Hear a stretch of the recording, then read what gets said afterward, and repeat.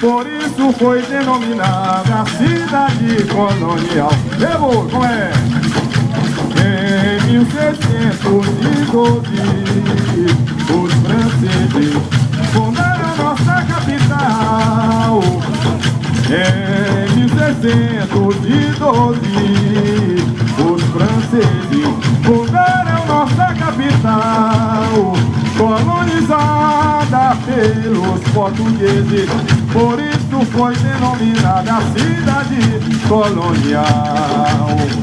Colonizada pelos portugueses, por isso foi denominada cidade colonial. Vamos! Minha São Luís, ilha preciosa, ilha dos mistérios, dos encantos e dos amores. Minha São Luís, ilha preciosa, ilha dos mistérios, dos encantos e dos amores. É conhecida como Atenas brasileira, capital do Maranhão, a terra das palmeiras. Sua culinária não tem igual, é rica em diversidade cultural.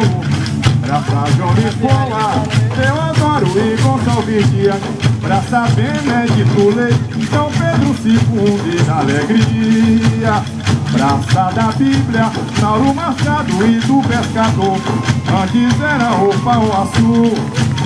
Hoje é São Luís, hoje a serpente se encantou.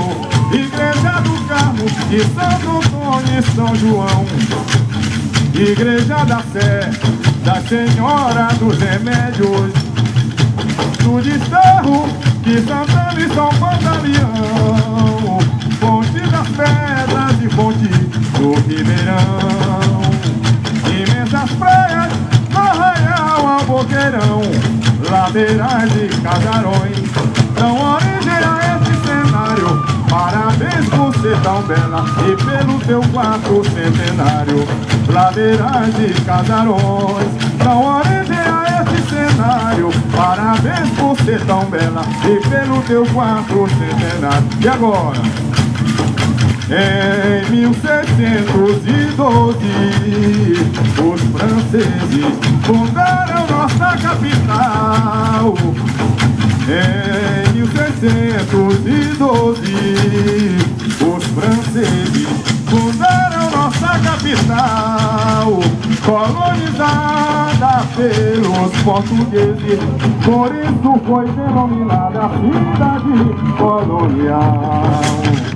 Colonizada pelos portugueses, por isso foi denominada cidade colonial. Colonizada pelos portugueses, por isso foi denominada cidade colonial.